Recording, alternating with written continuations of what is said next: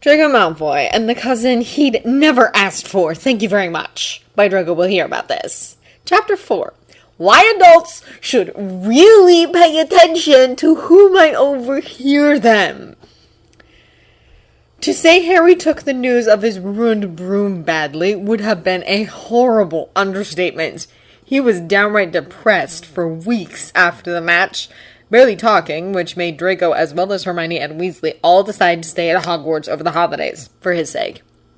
Not that Draco had any inclination to go back to the manor, and frankly, he and Hermione had enough homework to spend at least half of Christmas in the library anyways. The prospect of spending the holidays with his friends, however, was dulled by the news of another trip to Hogsmeade on the last weekend before Christmas. Draco offered to stay behind with Harry, insisting that being a witness to Hermione and Weasley's eternal war was not that much fun. Despite the visit to the village it involved, but Harry had only snapped at him for suggesting it, so he grudgingly dropped it. He made his way to the village, sandwiched between one of their usual verbal exchanges about their pets, and when they reached the streets of Hogsmeade, he sent the two of them off to Honeydukes, while opting to drop into Gladrags to look for a Christmas present for his mother. He lingered in the shop, enjoying its relative silence and the absence of ginger. When he met up with Hermione and Weasley again afterwards, though, they were not alone. "Harry!" he gasped, gaping at his best friend standing between the two Gryffindors, grinning at him smugly. "How in Salazar's name—" "Wait till you hear," Hermione muttered, darkly glaring at Harry as if he had fed her own work to the hippogriffs. "Please talk some sense into him. Maybe he'll listen to you." Harry rolled his eyes and shortly introduced Draco to the events of his day. How Fred and George Weasley had bestowed him with an artifact called the Marauder's Map, which they had apparently nicked from Filch, and how the map, camouflaged as an old parchment until called upon with the right words, showed not only every path and passageway in and out of Hogwarts, but also where everyone happened to be within the periphery of the school grounds. "Interesting," Draco muttered, impressed. "This could be damn useful." "Tell him to hand it in!" Hermione hissed furiously. "Why?" Draco asked, perplexed. "Do none of you consider how helpful this map could be in protecting the school efficiently from Sirius Black?" she snapped. "Or how much danger it would pose in his hands?" "As long as Harry has it, he won't get his hands on it, will he?" Draco pointed out. "And well," he looked at Harry unsurely, "I guess we could tip the teachers off about secret passageways they don't know about without handing over the map." "He's not getting in through any of these passages," Harry assured him quickly. "Filch knows about most of them, and for the others, they are either unpassable or located in the midst of Hogsmeade, where Dementors keep watch." "Well then," Draco shrugged, "I don't see any need to hand in the map." Harry grinned, but Hermione's gaze was accusatory, suggesting he had disappointed her gravely. Draco paid her no mind, though, because a different thought had just occurred to him. "You, on the other hand," Draco muttered, turning back to Harry and glaring, "what do you think you're doing out here in plain sight? Why, are you not at least wearing your cloak?" Harry's face fell a little at that, and he looked sheepish. "Forgot it," he admitted. Draco's eyes narrowed, and he continued quickly, "But we just agreed that Black can't just walk around Hogsmeade, didn't we?" "Maybe," Draco returned icily, "but there might be teachers out here, all of who know you're not allowed to be here. Are you trying to get expelled?" Harry said eloquently, as always, biting his lip. "Well, we just need to make sure I'm not caught then." Draco snorted.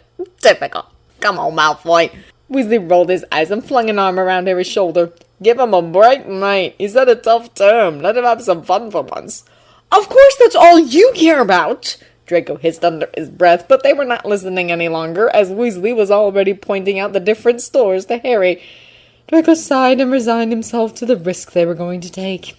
Weasley gave Harry the tour around Hogsmeade before they decided to search for shelter in the heavenly warmth of the Three Broomsticks. Harry, ill-advised fool that he was, had not only forgotten his invisibility cloak, but had not brought any cloak at all, and he was shaking from head to toe by the time they entered the pub.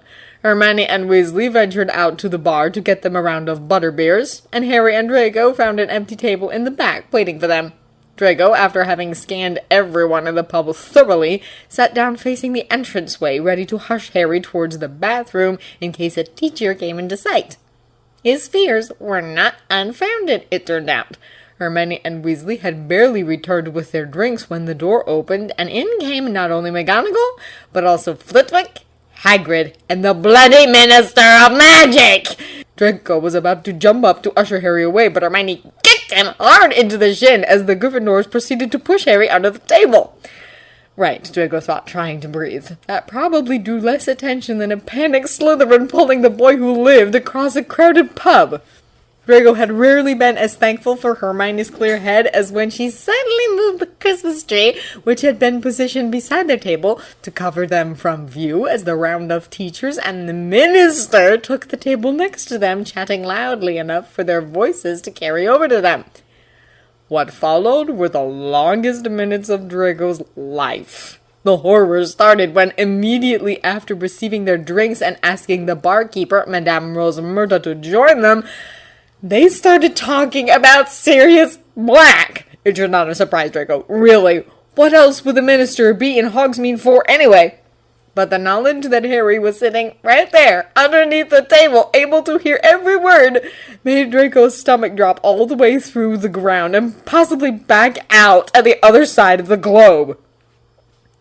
Do you know, I still have trouble believing it, Madame Rosemurder muttered. Of all the people to go over to the dark side, Sirius Black was the last I'd have thought.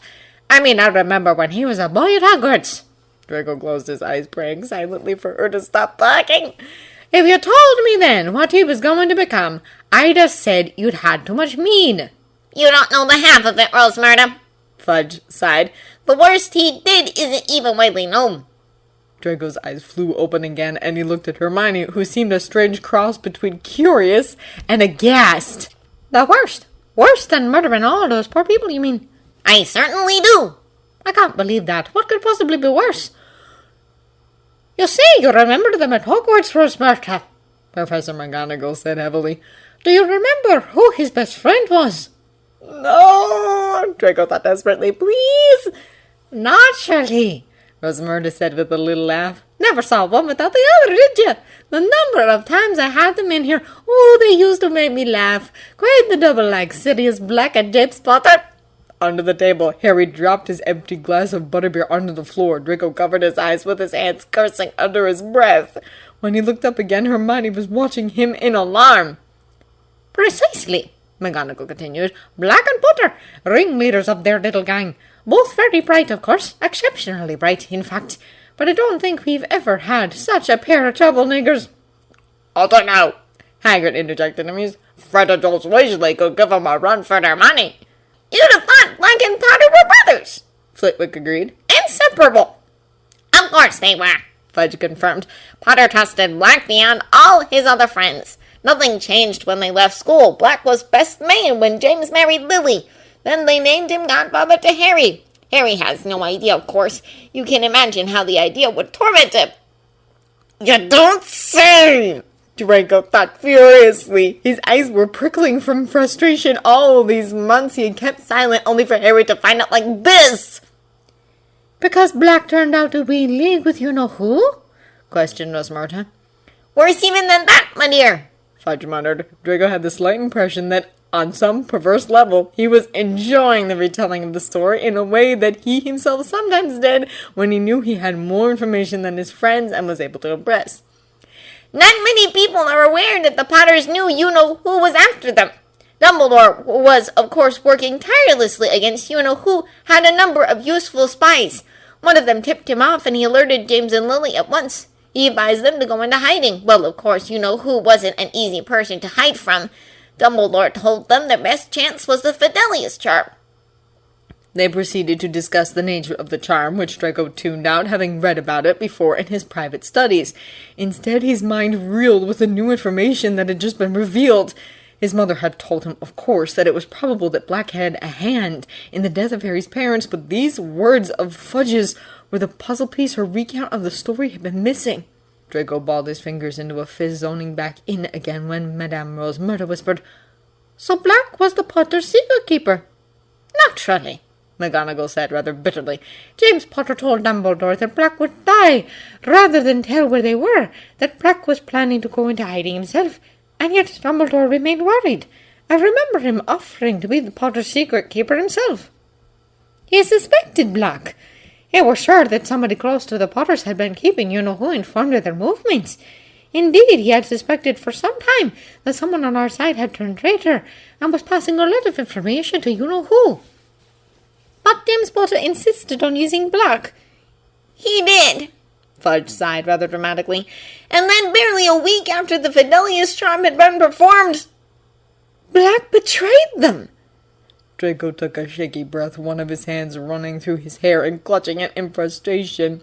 He could feel Hermione's eyes boring into him, but he had no presence of mind to pay her any thought. All he knew was that after this revelation, keeping Harry calm and safe would be like trying to keep Crookshanks from chasing Scabbers. You knew, Hermione stated quietly as they made their way back towards the school without Harry, who had wordlessly taken off for the secret passageway down in the cellar of Honeydukes, pale like Draco had never seen him before. You knew Sirius Black betrayed Harry's promise. What? Weasley asked, eyes zeroing in on Draco incredulously. It took a few moments for Draco to find his voice, and when he did, it was shaking. Over the summer, Mother told me about the relationship Black had with Harry's father, he admitted. The conclusion that he was somehow involved in their deaths seemed natural, even though she lacked the details Fudge so generously provided for us. You knew, and you didn't tell us, Ron called, his tone accusatory as he had expected it to be. Didn't tell Harry. Before you start drawing parallels between me and my father, or possibly my cousin this time, Draco snapped. I kept silent because I didn't want Harry to know that the man who betrayed his parents was out there escaping justice. In case you haven't noticed, Harry is impulsive and emotional. The last thing I wanted was for him to go searching revenge. The same thing your own father worried about this summer, if I remember correctly. Weasley shut his mouth at those words, looking slightly abashed. There was a tense silence between them before Hermione said very softly, I understand why you kept quiet, Draco. I might have done the same had I been in your position. Thank you, Draco whispered, his throat tight at her admission. I still think we shouldn't tell Harry about this, she continued. Like you said, he's very emotional, and I think he'll see it as a betrayal. So you won't tell him? He checked, looking from her to Weasley. Of course I won't, Hermione said indignantly, but her eyes were burning holes into the side of Weasley's head.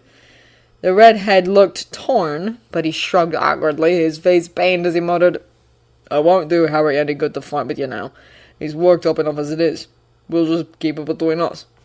Draco let out a breath he did not know he was holding, feeling almost lightheaded with relief. But I don't approve of your secrecy, Malfoy, Weasley grumbled. It would do you good to trust us a little more, you know. Every time you keep things for yourself, it means trouble. Draco opened his mouth to remind him that he hadn't had much of a choice, but Weasley cut him off immediately, saying, I know you did it to protect Harry, and I'm not saying your judgment was entirely wrong, but I don't think it was exactly right, either. Do you understand? I do, Draco admitted reluctantly. And I'm trying to be more honest. It's not like I didn't learn from last year. But I've been raised thinking that some things are better left untold. As much as I've changed, it's hard to shake that off sometimes. Mom always says secrets have a way of getting out and haunting us. Weasley shrugged. From what I could tell, she seems to be dead on with that.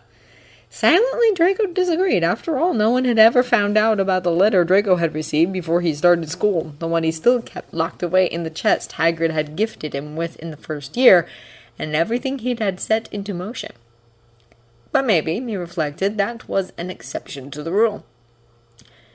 Draco was unable to sleep that night, his thoughts on Harry and how he must be feeling having heard everything he had. His mind was running wild with ways to help him, to somehow comfort him and keep him safe at the same time, but whatever he came up with did not seem like enough. He felt powerless, and he loathed it. So when the day broke, Draco got up even before all the students that were to take off for the holidays, and made his way through the castle. He did not stop until he found himself in front of Lupin's office. He hesitated for a moment, then threw all thoughts of propriety to the wind and knocked. He half expected Lupin to still be asleep.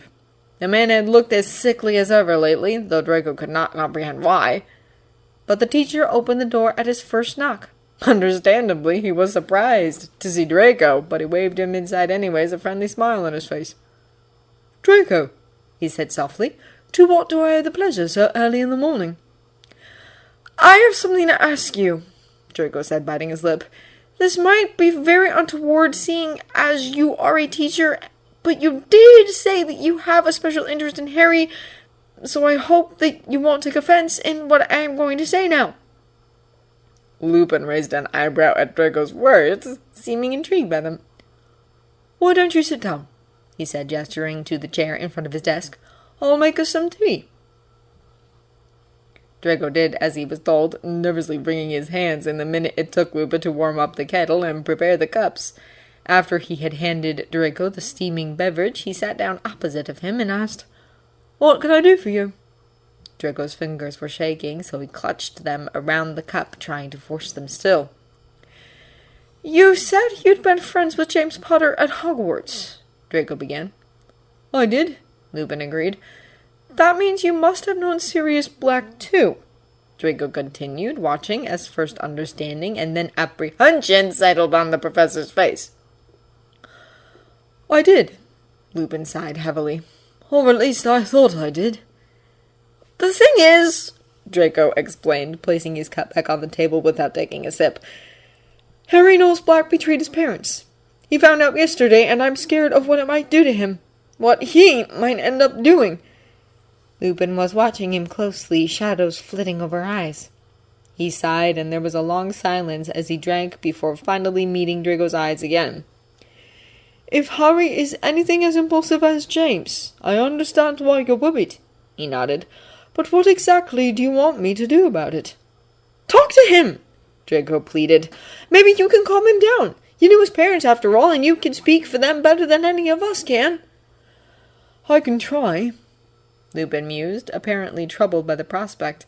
"But I don't think that anything I have to say about the matter would truly make a difference. If you expect me to have any miraculous insights about the events, I must disappoint you." "It's worth a try," Draco insisted. "You've already promised to teach him how to produce a Patronus, haven't you? You could take that opportunity to talk to him." "We won't start that until next year," Lupin reminded him. "Me, Hermione, and Weasley will try our best until then," he promised. "But please, help us." "All right," Lupin nodded. "I'll see what I can do." Draco sank into his chair in relief at Lupin's admission, and it made the teacher smile knowingly. "You really are a good friend, Draco," he noted. "Don't ever let anyone tell you otherwise." Draco snorted at that. "I'll try," he muttered, thinking of Weasley's words of the day before with an uncomfortable squirm in his stomach. Harry, Hermione, and Weasley did not appear at breakfast or lunch, and Draco fell out of his mind with worry. It was not until shortly before dinner that Hermione joined Draco in the library, face drawn out and sad, her eyes red and swollen. "Draco, you have to talk to Harry," she whispered quietly enough that they would not be overheard in the almost empty room. "He's not doing well." "Color me surprised," he sighed, dropping the book he had tried to distract himself with. "We just went down to Hagrid's," Hermione whispered, fresh tears in her eyes. "It was horrible. I never saw him shout like that, not to mention it, Hagrid." Draco winced. "So he's mad that Hagrid did not tell him?" he muttered uncomfortably. "He's furious," Hermione replied, her voice choked. "Hagrid blames himself, of course. He was devastated." "He doesn't know I knew, though, does he?" he checked. "Weasley kept his promise?" "Of course he did," Hermione said immediately. "The last thing we need now is for him to go off on you. And Ron was there at Hagrid's hut just now. He understands very well what's at stake." Hermione gulped before whispering, "He's been saying horrible things, Draco. Like how Black deserves worse than Azkaban, and how, if he came across him, he wanted to make sure he got it." Draco flinched, running an absent-minded hand through his hair. "He's 13, Draco breathed out. "He might have been able to escape death twice in the last 2 years, but thinking he can hunt down and kill a lunatic dark wizard... That's insane!" "I know!" Hermione whispered. A tear ran past her eyelashes, and she wiped it away impatiently. "Please talk to him. Maybe he'll listen to you." "You think?" Draco scoffed. "He ignored the two of you." "I can't explain it well," Hermione muttered. "But I think if you listen to someone, it might be you. He's different with you, more protective, more gentle too, in a way, especially after what happened last year. He's always forgiving you more easily than everyone else, including me and Ron." When Draco didn't answer, Hermione reached out to touch his hand, which was still lying next to his abandoned book, fingers clenched into a fist. "Please, Draco," she whispered. "Please talk to him." "I will," Draco promised, though rather reluctantly. "The alternative is staying silent and watch him do something stupid, and that's no alternative at all." Hermione squeezed his hand and nodded. "Thank you," she said in a small voice. "Don't thank me until after," Draco muttered, "because I have a feeling this will end in disaster." It was freezing cold up at the Owlery, the icy wind blowing in through the paneless windows. It was probably not the best place to meet Harry for their little chat, he reflected as he stroked Aquila's feathers to calm his nerves, but it was deserted and private. If Harry was going to scream at him, he did not want the old school to hear. The cold was a small price to pay for that. Hedwig's loud screech announced Harry's arrival. Draco had sent her out to summon Harry only a few minutes prior, and thankfully it had worked. Harry's face was serene as he entered the Owlery, Hedwig on his shoulder, but he was there, wrapped into his warm cloak and Gryffindor scarf. "You wanted to talk to me?" he asked, his tone moody and almost a challenge in itself. There was no doubt he knew what Draco wanted to talk about, and no need to pretend otherwise. "You know I do," he sighed, turning to him completely. "And I'd appreciate it if you could listen to me, really listen, before you go off." Harry sighed, his jaw set as he muttered, "Can we just skip this? None of you can understand how I feel anyways. Your parents are alive." Draco took a deep breath, and Aquila gently nudged his hand as if in encouragement. "I realize that," Draco admitted. "And I also know that if it had been me, I'd probably yell at everyone who tried to tell me what to do or feel." "So what?" Harry began, but Draco cut him off, continuing in a voice as calm as he could manage.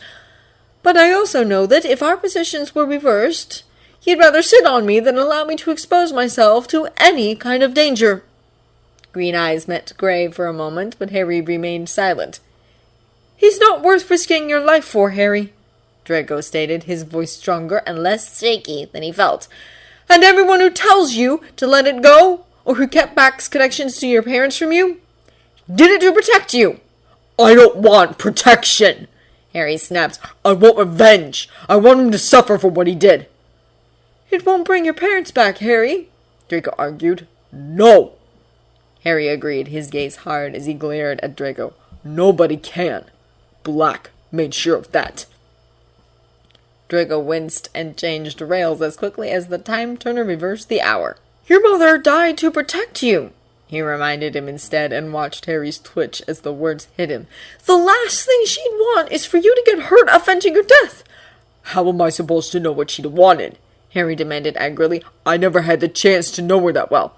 "Even without ever meeting her, I know, Harry!" Draco called, his throat suddenly tight and his voice rough as emotion closed down on him, but he forced himself to bring the words past his lips. "I don't have children, so I can't fathom the whole extent of a mother's love for her son, but surely you remember my Bogart, Harry!" Harry flinched as if the words had been a slap in his face, but Draco pressed on. "I'm not your mother, but I know what it's like to care more about someone else's life than your own! And I think so do you if you think past your anger! Remember the last term, when you heard that I'd been taken to the chamber?" "Stop," Harry muttered, his voice strangled. "Don't talk about that." "You told me you'd never been that scared in your whole life!" Draco called, ignoring Harry's protests. "You came after me despite knowing how dangerous it was! You didn't care! Because you wanted to protect me so much, and this is what your mother went through, Harry! I don't need to admit her to know what she felt, and you don't either!" Harry made a small wounded sound, but he did not respond. Carefully, Draco crossed the distance towards him until he was close enough to touch Harry. The Gryffindor twitched when Draco's hand came to rest on his shoulder, but he did not meet his eyes. Please, Draco whispered, and his eyes were stinging with tears he tried desperately to hold in. please don't risk your life by searching for him. Do you really not understand what it would do to me or Hermione, Weasley, Hagrid, if he managed to hurt you too? Stop turning it around like that, Harry hissed. That's not fair. But it's fair of you to expect that we just sit back and watch as we lose you, Draco demanded, his voice wavering from the strength of his emotions. Now who's the cruel one, Harry? Finally, Harry raised his eyes back to Draco's, and the remainder of his stubborn anger seemed to crumble at the contact. Stop, he joked. Don't. Don't what? Draco asked, blinking against the tears on his eyes. Harry made a frustrated sound, and then Draco found himself enveloped in an awkward hug. Hedwig let out a soft hoot and flew off Harry's shoulder to join Aquila across the room. Draco clung to him, trying hard to rein in his emotions. When he felt like he could breathe again, Harry muttered, Fine. I won't go out of my way to search for him, but I can't promise what I'll do if he comes across me first. Can you accept that? Draco gulped and nodded. That sounds reasonable, he agreed. Or as reasonable as it will get considering you're a Gryffindor. Prat, Harry snorted, but his voice was soft as he said it. Bullhead! Draco shot back, smiling. And now we'll go down and you'll apologize to Hagrid. The poor man just wanted what's best for you, you know. I know, Harry sighed, looking tired as he released Draco. I just hate all this secrecy. Draco felt a stab of guilt at those words, but nudged his friend playfully into the side and muttered, Like you're permanently on Veritaserum. Shall I list all the lies you told since I've known you? That's different, Harry spluttered, heat rushing to his face. You're right, Draco nodded. Hagrid lied to you because he cares about you, not because he wanted to sneak out to Hogsmeade or something equal to Gryffindor. It's a very gentle way of lying, don't you think? Sometimes I hate you, Harry groaned. How do you always know what to say? You won't even allow me to be properly angry with all your rationality and Draco-ness. Bonds. There! Another lie! Draco teased, smirking. And I'm not telling you not to be angry. I'm just asking you to direct it towards the right people and do it from the safety of the castle. Harry scowled at him, and Draco raised his eyebrows in challenge. With a roll of his eyes, Harry grabbed Draco's wrist and tugged on it. Come on, he said. Let's go down to Hagrid's before it's dawn. Draco smiled at his bag relieved and followed Harry down the stairs of the Owlery. That night, before he went to bed, Aquila appeared in Draco's dormitory, a small note with a single sentence in Hermione's tight handwriting tied to his foot. Thank you, it said. Draco smiled and gave Aquila an owl treat. The owl hooted happily at him in return.